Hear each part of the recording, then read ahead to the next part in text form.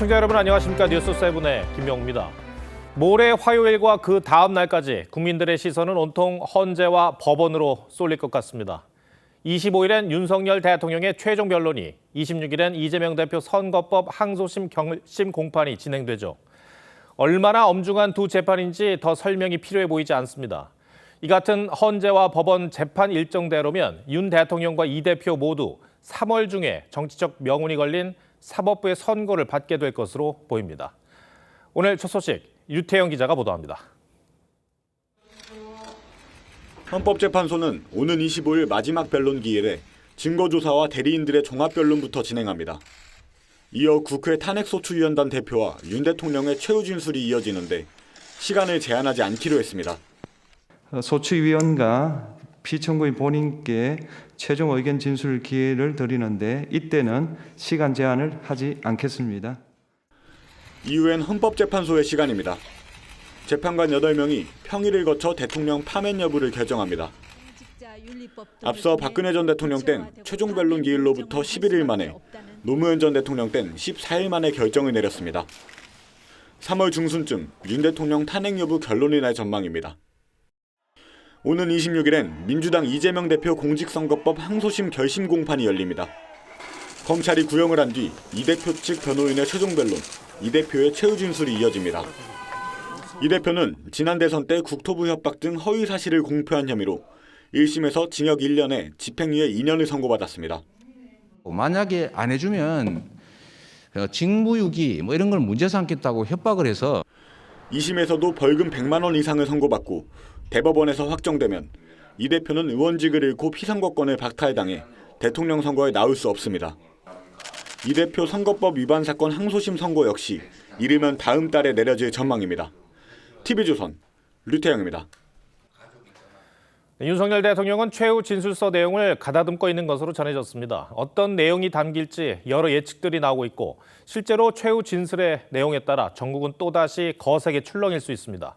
윤 대통령의 최후 진술 내용을 조성호 기자가 전망해봤습니다. 윤석열 대통령은 지난해 계엄 해제 뒤 대국민 담화에서 법적 정치적 문제를 피하지 않겠다며 자신의 임기를 언급한 바 있습니다. 저의 임기를 포함하여 앞으로의 전국 안정 방안은 우리 당에 일임하겠습니다. 탄핵 심판 변론 종결을 앞두고 변호인단 내부에선 윤 대통령 최후 진술서에 임기 단축 등의 제안을 담을지를 고심 중인 걸로 알려졌습니다. 대통령 측 변호인 A씨는 파면을 통한 불명예 퇴진보단 일단 기각 결정을 받고 직무에 복귀하는 게 급선무라며 최후 진술에서 임기 단축 개헌을 제안하는 방법도 있다고 했습니다. 임기 단축 제안 등을 통해 헌재로부터 조건부 기각 결정을 받으면 이후 국회의 개헌안 논의에 따라 물러나겠다는 구상인 걸로 보입니다.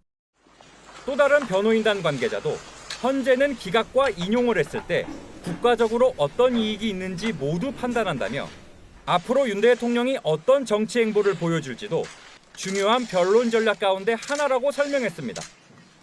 다만 정치권에서 나온 탄핵 심판 선고 전 윤 대통령의 조기 하야 가능성에 대해선 변호인단은 사실과 다르다고 선을 그은 바 있습니다. 조기 하야와 같은 그런 주장은 전혀 고려하지 않는다는 점.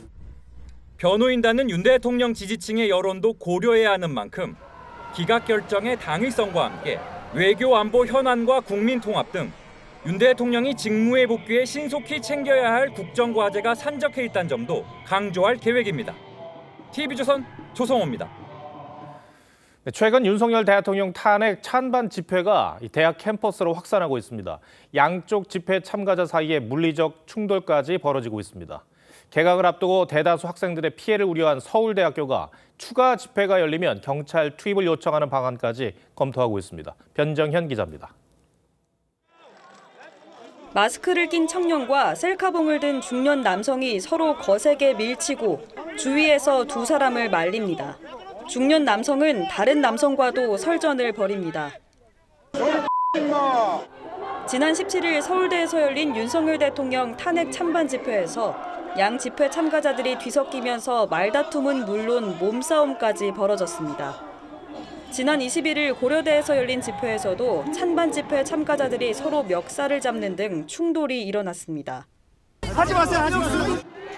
학내 집회에 외부인까지 참가하면서 소란이 커지자 피해를 호소하는 목소리도 커지고 있습니다.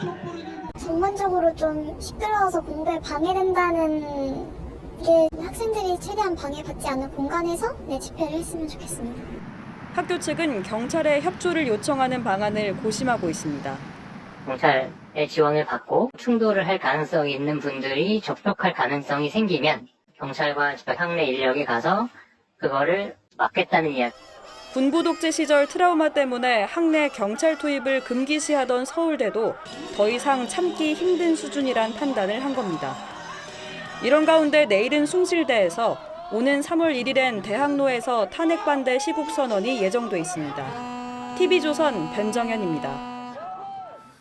네, 윤석열 대통령 최후 진술 내용도 그렇고 그 이후 이어질 파장이 어떨지 지금으로선 가늠하기 어렵습니다. 우선 국민들의 이목은 25일 윤 대통령의 입으로 향하고 있습니다. 윤석열 대통령 탄핵 심판 얘기 조금 더 해보겠습니다. 사회법조팀 이재준 기자 나와 있습니다. 자, 이 기자, 이틀 뒤입니다. 양측이 그 이틀 뒤에 어떤 얘기들을 하게 될까요?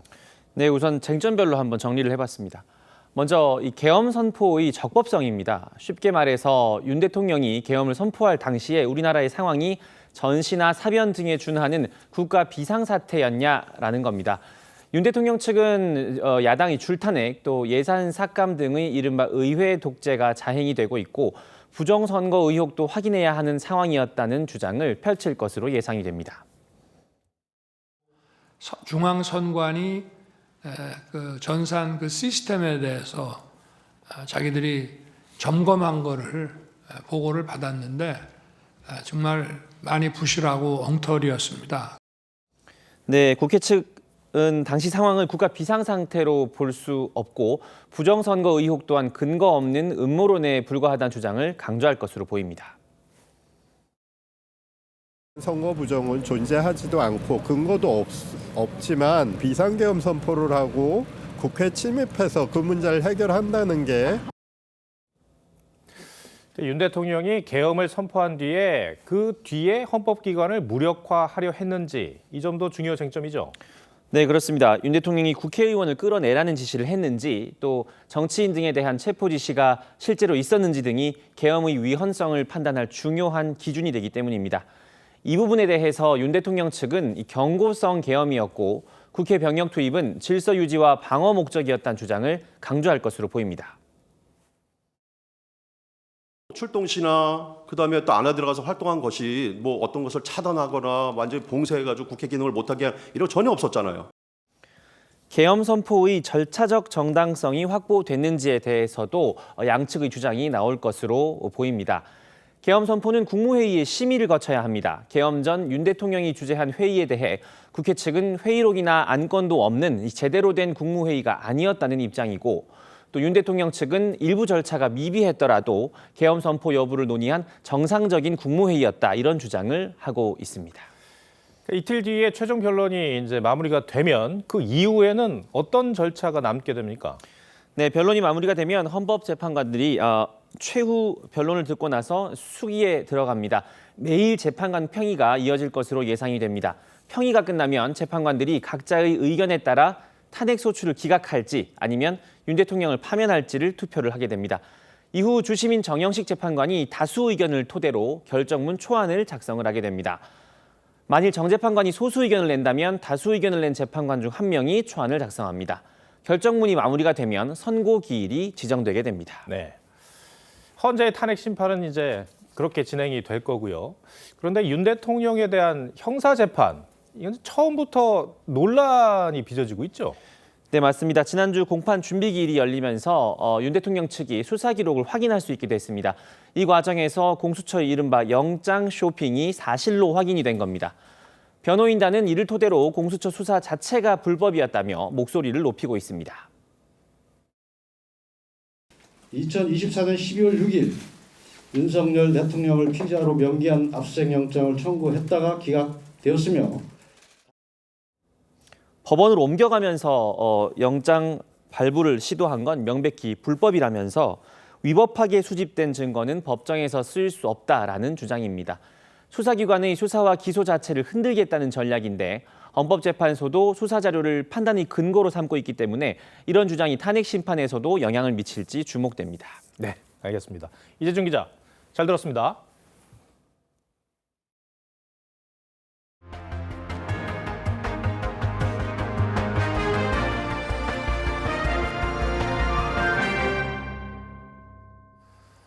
네, 윤 대통령 최후 변론을 앞둔 정치권 움직임도 알아보겠습니다. 국민의힘은 헌법재판소를 향해 국민의 신뢰를 상실했다며 본격적인 사법개혁에 나서겠다고 강조했습니다. 공수처의 이른바 영장 쇼핑 논란을 지적하며 공수처 폐지도 요구했습니다. 박한솔 기자입니다. 국민의힘 권성동 원내대표는 윤석열 대통령에 대한 영장기각 은폐 논란이 불거진 공수처에 대해 위법과 기만으로 점철된 사기 수사를 자행했다며 오동훈 처장의 사퇴와 공수처 폐지를 촉구했습니다. 공수처는 그 태생부터 정치 야합의 피조물입니다. 오동훈 공수처장은 즉각 사퇴해야 합니다. 사기 수사의 몸통인 공수처는 당장 폐지해야 합니다. 윤상현 주진우 의원도 불법에 불법을 자행한 공수처의 민낯이 드러났다며 불법 체포 구금된 윤 대통령을 즉시 석방하라고 촉구했습니다. 또 오 처장을 고발한 이상 검찰은 즉각 수사에 나서야 한다며 별도의 국정조사 추진 입장도 내비쳤습니다. 국민의힘은 윤 대통령 탄핵 심판 마지막 변론 기일을 앞두고 헌법재판소에 대한 공세 수위도 높였습니다. 헌재가 민주당의 사기 탄핵에 동조하고 정치적 중립성을 포기했다며 우리법 연구의 카르텔에 사법 독점을 해소하는 사법 개혁을 본격 추진하겠다고 밝힌 겁니다. 헌재는 국민의 신뢰를 상실하고 있습니다.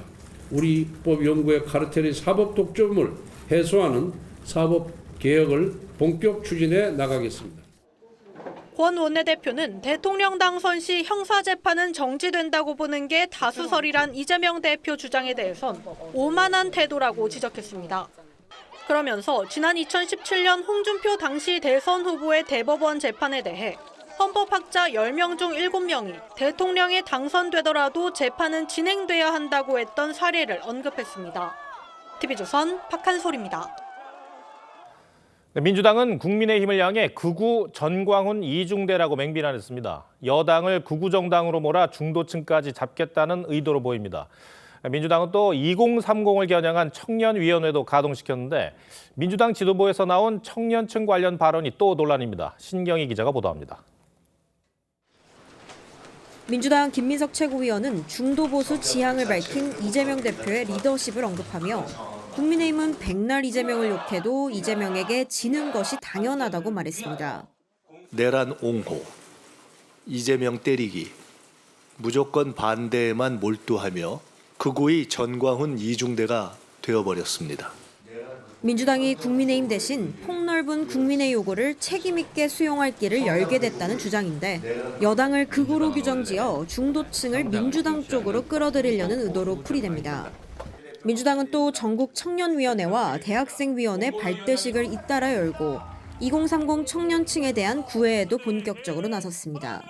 청년이 희망을 이야기하는 대한민국을 반드시 만들어내야 합니다. 청년위원회 행사에선 진성준 정책위 의장이 일제치하 청년들을 예로 들며 나라의 미래가 부정적이라 할 때 청년이 나아갈 길은 두 가지라며 혁명가가 되거나 마약쟁이가 된다고 말해 논란이 일었습니다. 국민의힘은 민주당의 묻지마 내란몰이에 동조하지 않는 청년들을 마약쟁이로 모는 것이라며 청년비하 갈라치기라고 비판했습니다. 친명계 원외 조직인 먹사니즘 전국 네트워크도 공식 출범한 가운데 이재명 대표는 이번 주 김부겸 전 총리를 비롯한 비명계 주자들과 잇따라 만날 예정입니다.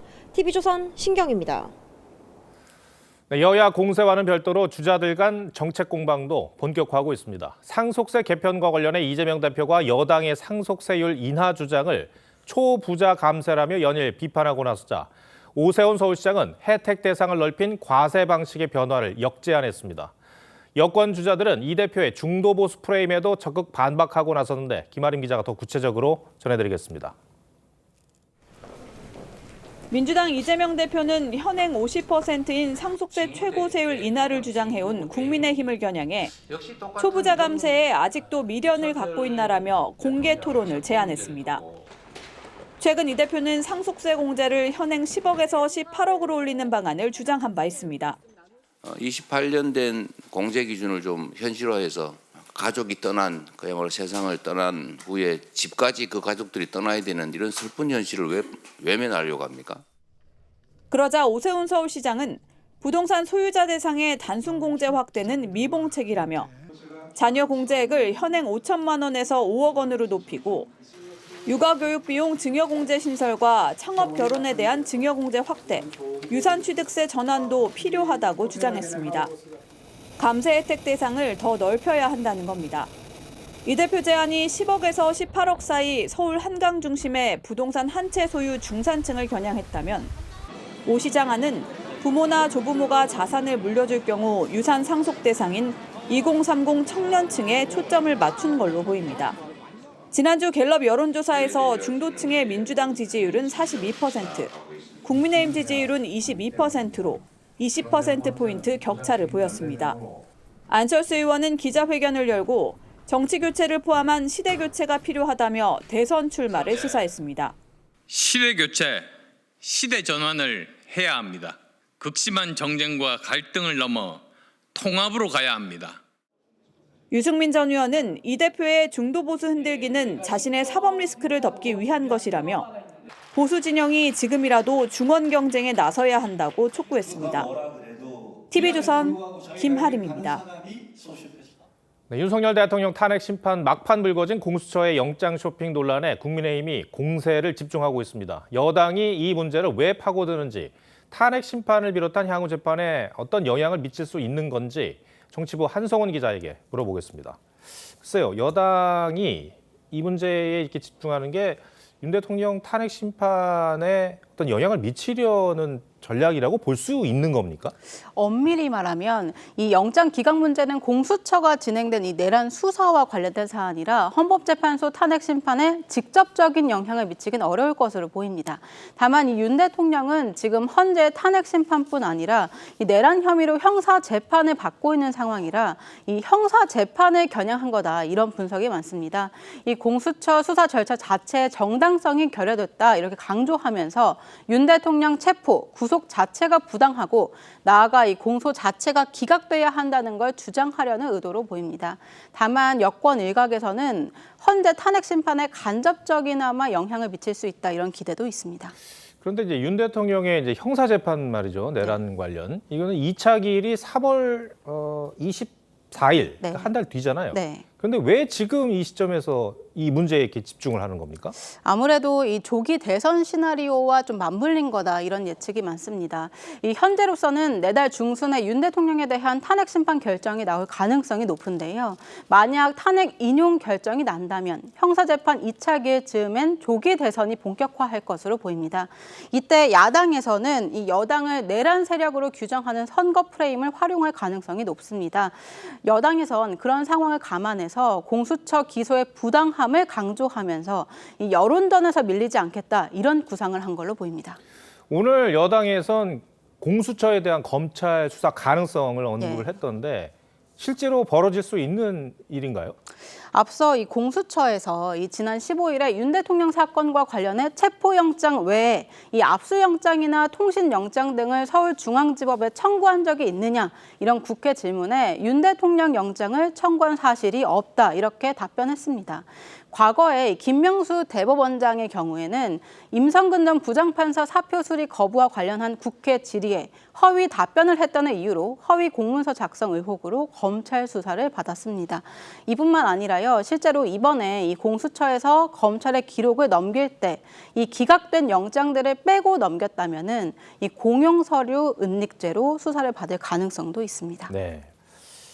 최근의 여론조사 이제 추이를 보면 이제 중도층이 국민의힘에서 좀 빠져나가는 그런 현상을 볼 수가 있는데 여당의 입장에서는 고민거리가 아닐 수 없겠어요.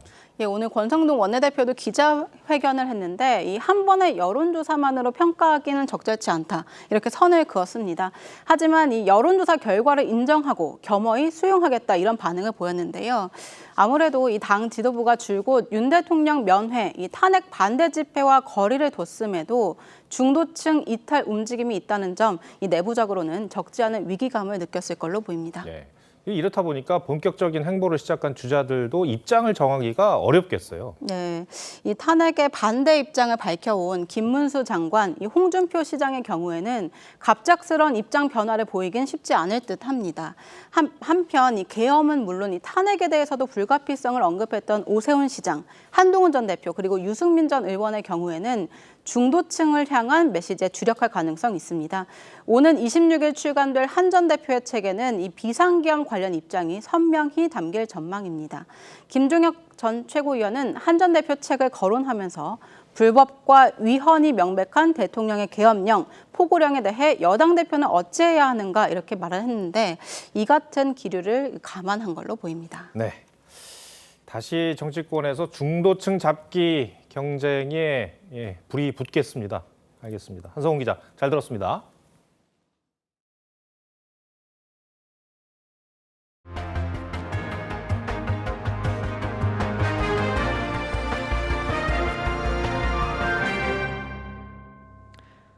안정되나 싶었던 서울 집값이 또다시 들썩이고 있습니다.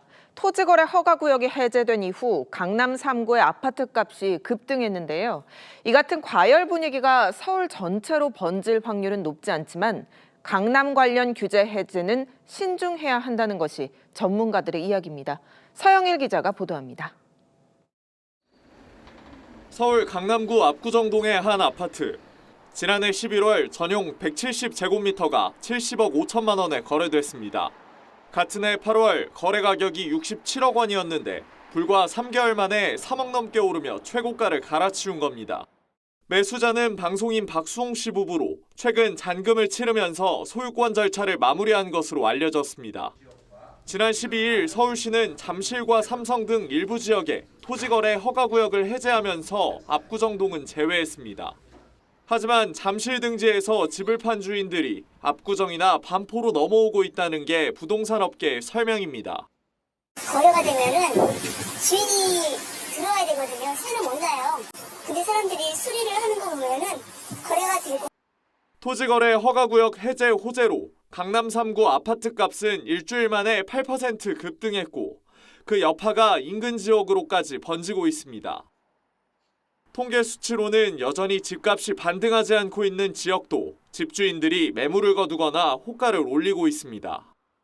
매물 회수를 하시고요. 거기서 뭐 2억씩 올린다는데 왜 깎으려고 되면 금방 더 올라갈 텐데 그렇게 하십니다. 전문가들은 이런 과열 분위기가 서울 전 지역으로 번지진 않겠지만 나홀로 집값이 오르고 있는 강남과 관련된 규제 해제는 신중할 필요가 있다고 지적합니다.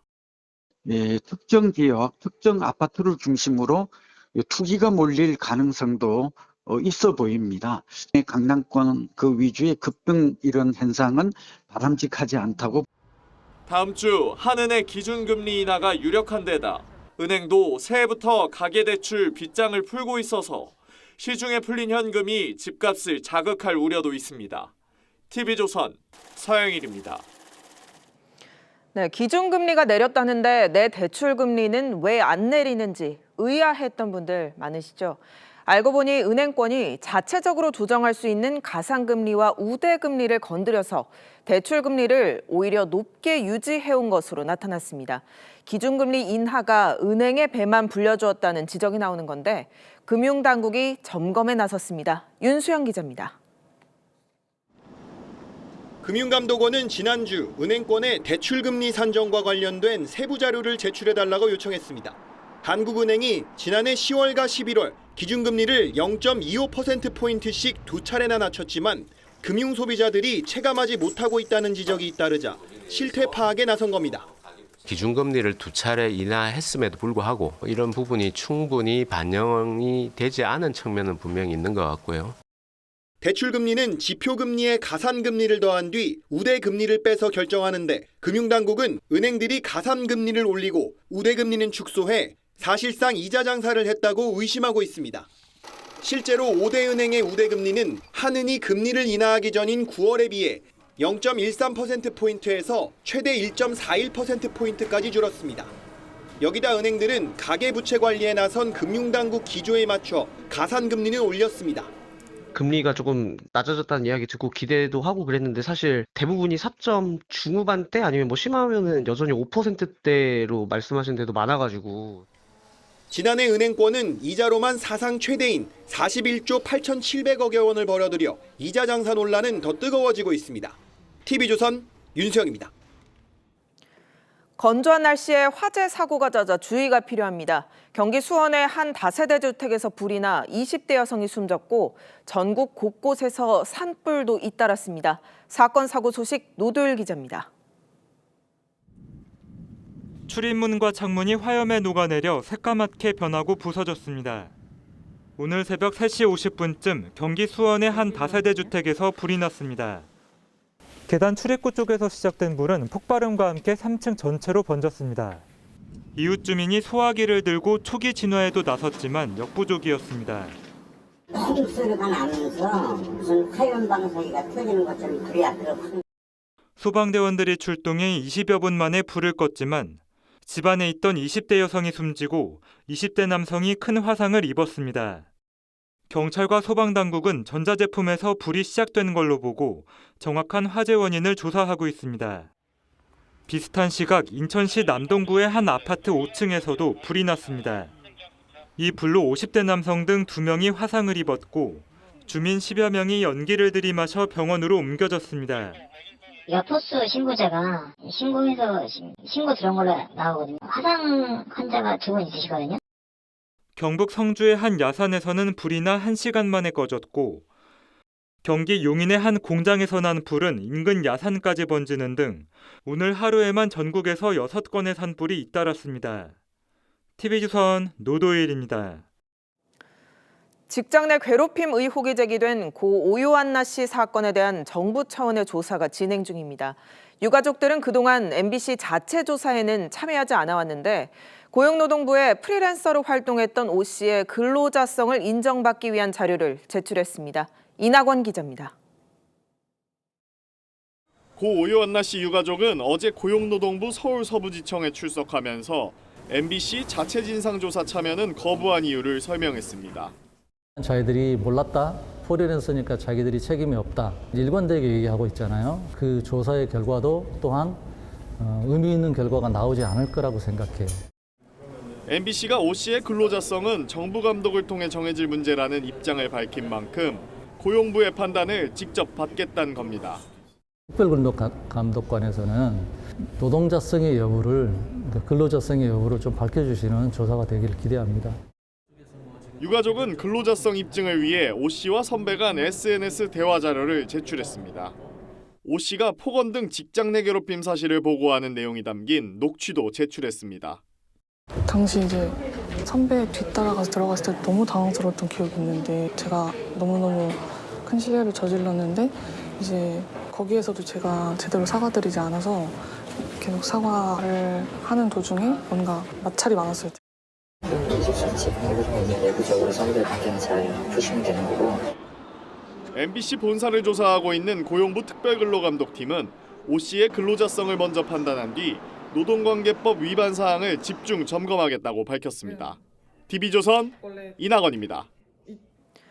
호남 지역의 한 교회에서 담임 목사가 신도 4명을 성폭행한 혐의로 경찰 수사를 받게 됐습니다. 피해 신도들은 10년 가까이 성착취를 당했다고 호소했지만 목사 측은 동의하에 이루어진 관계라는 입장입니다. 목사는 스스로를 성경 속 다윗 왕에 비유해왔다는데 자세한 내용 정은하 기자가 보도합니다. 마스크를 쓴 남녀가 엘리베이터에 오릅니다. 49살 윤모 목사가 여신도 집을 찾아가는 모습입니다. 30대 여신도는 소속 교회 목사의 종교적 권위와 폭언이 두려워 성상납 요구를 거부하지 못했다고 했습니다. 목사님이 어떤 명령을 하거나 얘기를 하면 거부할 수 있는 교인이 단 한 명도 없었어요. 성상납 요구는 윤 목사 교회를 다니게 된 2015년 대학 2학년 무렵부터 계속됐다고 주장했습니다. 자신의 관계를 통해서 엄청 축복받은 일이고 깨끗해질 수 있다. 해당 여신도와 함께 윤 목사로부터 10년 가까이 성착취를 당했다며 경찰에 고소장을 제출한 피해자만 4명.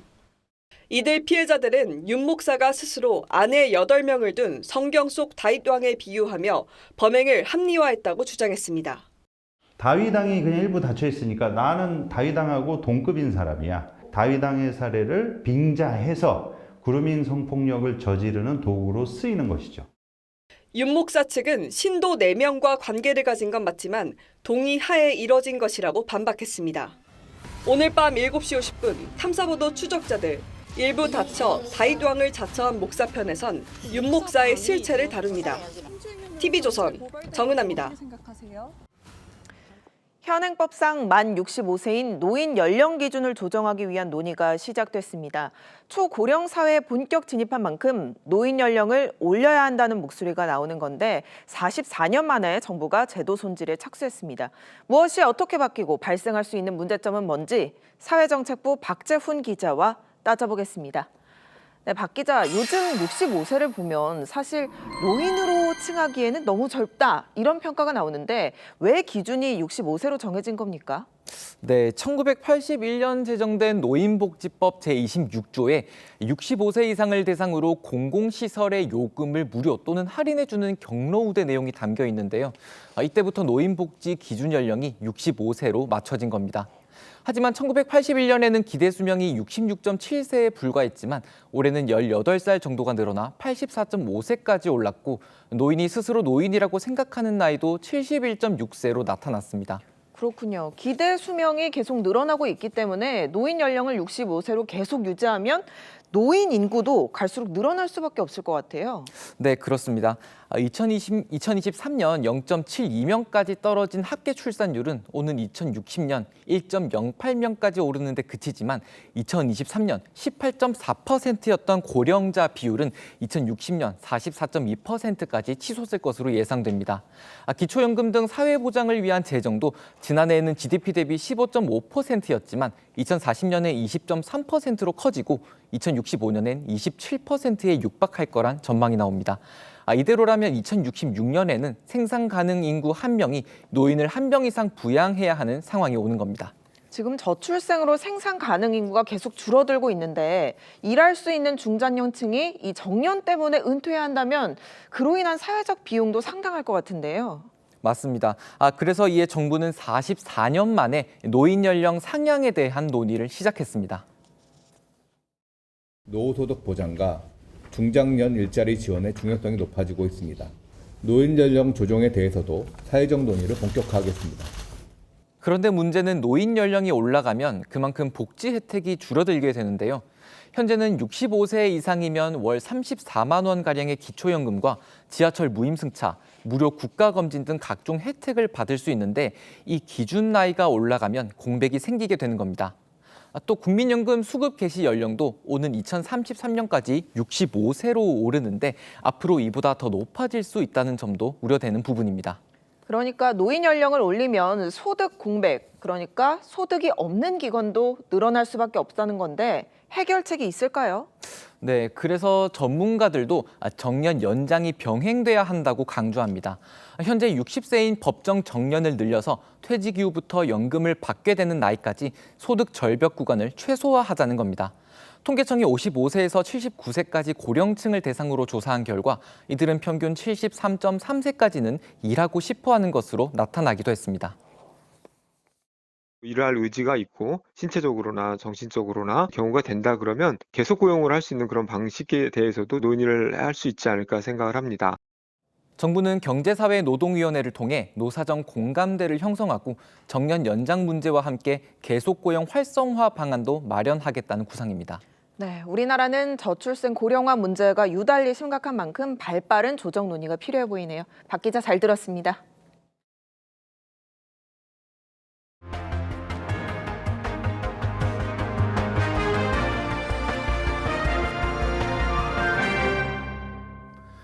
세계 경제 패권을 놓고 격돌하고 있는 미국과 중국의 경쟁이 치열합니다. 인공지능 딥시크로 충격파를 던진 중국은 이 애니메이션 분야를 포함해 여러 방면에서 미국을 바짝 추격하거나 추월하고 있습니다. 그 틈바구니 속에서 우리 기업들은 경쟁력을 잃어가고 있습니다. 유혜림 기자가 보도합니다. 명나라 소설을 바탕으로 만든 중국 토종 애니메이션 너자2. 개봉 25일 만에 흥행 수익 18억 달러, 우리 돈 2조 5천억 원을 기록해 미국 픽사의 인사이드 아웃 2, 디즈니의 겨울왕국 2를 제치고 세계 최대 애니메이션 흥행작에 올랐습니다. 저성능 칩으로 인공지능 딥시크를 내놓으며 미국을 충격에 빠지게 했던 중국이 이번에는 콘텐츠 시장에서 미국을 위협하고 있는 겁니다. This rose even higher in terms of production design, sound design, music. So I was very, very engaged, sort of on the edge of my seat the whole time. 바이오 분야에서도 중국의 약진은 눈에 띕니다. 최근 중국의 신생업체가 개발한 신약물질로 만든 면역 항암 치료제가 세계 1위인 미국의 키투루다보다 더 효과가 높다는 임상 결과가 나온 게 대표적입니다. 중국 정부의 압도적인 자금 지원이 있고 인구가 많기 때문에 이 기술 인력들을 양성해서 그런 기술 격차를 따라오고 있다. 중국의 추격으로 우리 기업들도 위협받고 있습니다. 중국은 지난해 처음으로 우리나라를 꺾고 세계 TV 출하량 1위를 기록했습니다. 국내 전문가들은 반도체 기초역량 분야에서 중국이 이미 지난해 우리를 추월했다고 평가했습니다. TV조선 유혜림입니다. 네, 인공지능 로봇 관련 기술의 발전이 엄청나게 빠릅니다. 각 스타트업 기업들이 자사 로봇을 공개할 때마다 더 인간에 가까워지고 있다는 느낌입니다. 미국 스타트업 기업이 스스로 생각해서 움직이는 인공지능 AI 모델을 공개했는데 신은석 기자가 소개합니다.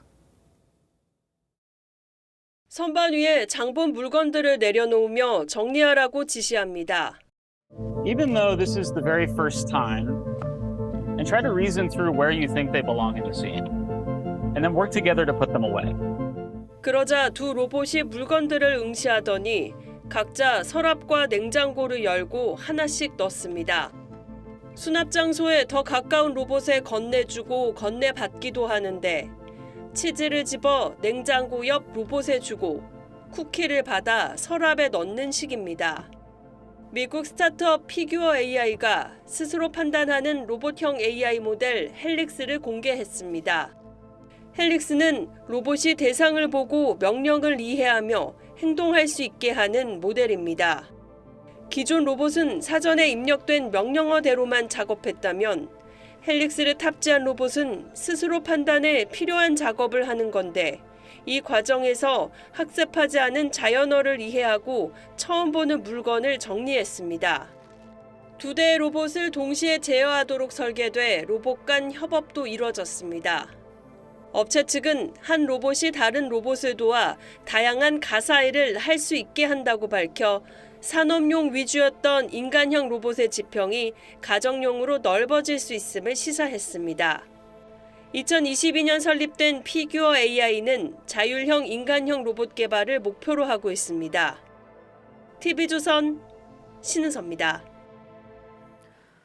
눈이 녹아서 비가 된다는 절기상 우수도 지났지만 여전히 늦추위가 기승입니다. 이맘때면 한창이던 남쪽 지방의 봄꽃 소식이 올해는 아직이고 제철을 맞은 수산물 생산량도 뚝 떨어졌다는데요. 이상기후로 인해 많은 지역 축제가 차질을 빚고 있는 상황에 이성진 기자가 오늘의 포커스를 맞췄습니다. 전남 순천의 홍매화 군락지. 이맘때면 온통 붉게 물이 들었지만 올해는 아직까지 앙상한 나무까지 그대로입니다. 늦추위로 이번 달 평균 기온이 지난해보다 8.6도나 낮아져 개화가 늦어진 겁니다. 순천시는 당초 어제부터 열려던 홍매화 축제를 다음 달 2일로 연기했습니다. 꽃축제인데 꽃이 하나도 없으면 안 되잖아요. 인근 광양은 물론 제주의 매화 축제장도 사정은 비슷합니다. 이제서야 꽃 봉오리가 올라오기 시작했습니다. 저희는 이거 보려고 서울에서부터 가족여행 하려고 4박 5일 동안 왔거든요.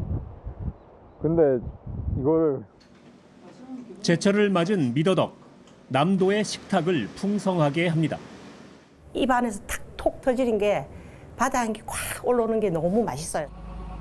하지만 올해는 미더덕이 귀해졌습니다. 전국 생산량의 70%를 차지하는 창원 진동만 해역에서 미더덕이 대량 폐사하면서 이거 사람 먹을 수도 없고 먹을 수 없어요. 올해 생산량이 3년 전에 10분의 1 수준으로 급감했기 때문입니다. 45년 동안 해도 없다 해도 이렇게 없을 수가 없었어요. 미더덕 생산량이 급감하자 어민들은 결국 미더덕 축제를 전면 취소했습니다. 충남 홍성의 세조개 축제는 올해 세조개와 함께하는 수산물 축제로 이름이 변경됐습니다. 세조개 생산량이 줄자 한 7만 원? 그러면 둘이 실컷 먹고 가기도 하고 그래서 왔는데 뭐 14만 원이면 너무 부담스럽긴 하다. 다른 해산물을 끼워 넣어 간신히 축제를 연 겁니다. 세조개만 드시지 마세요. 세조개만 못 팔아요. 그게 인사라니까요. 제철을 맞은 수산물 생산량이 급감한 건 지난해 폭염 때 발생한 고수온 때문입니다. 여름에 상식도가 넘은 기간이 한 달이 넘어요. 고온에 장기간 노출돼서 이제 영향을 받았던 걸로 추정. 이상 기후가 심해지면서 차질을 빚는 지역 축제도 늘어나고 있습니다. TV조선 이성진입니다. 카톨릭의 최고 지도자인 교황직을 12년간 이어온 프란치스코 교황이 폐렴으로 9일째 입원 중입니다. 교황청이 직접 교황의 상태가 위중하다고 공식 성명을 통해 밝혔습니다. 변재영 기자입니다. 프란치스코 교황이 9일째 입원해 있는 로마의 제멜리 병원 앞. 꽃과 편지가 곳곳에 놓여 있습니다. 교황의 쾌유를 비는 사람들이 전 세계에서 모여들었습니다. Lui possa recuperare bene con la grazia di Dio. Oggi siamo prete, suore e tutto il mondo sta oggi qua guardando il Santo Padre nella nostra preghiera.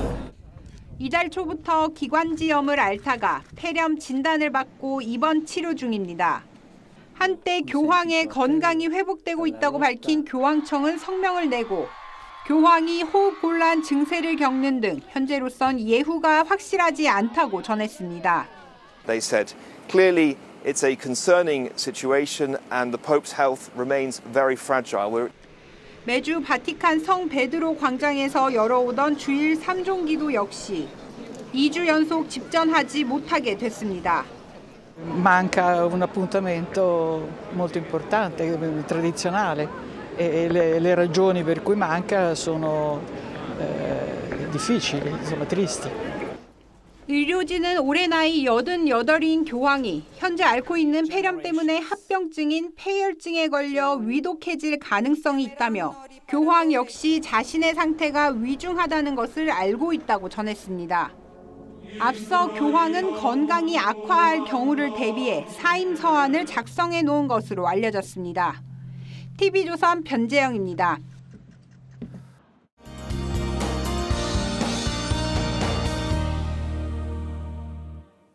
추위가 막바지에 다다른 듯합니다. 내일 출근길에도 체감온도 영하 10도 안팎의 강추위가 이어지다가 낮부터 차츰 기온이 오르겠고요.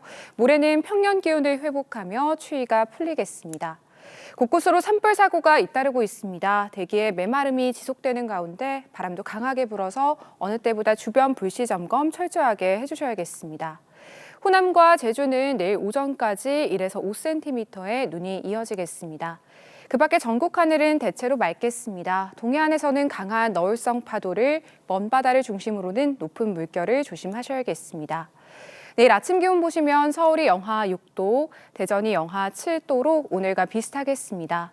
낮 기온은 서울이 5도, 대구 7도로 오늘보다는 3에서 4도가량 높겠습니다. 주 후반으로 갈수록 날은 포근해지겠습니다. 날씨였습니다. 2월 23일 일요일 뉴스 7 마치겠습니다. 시청해주셔서 고맙습니다.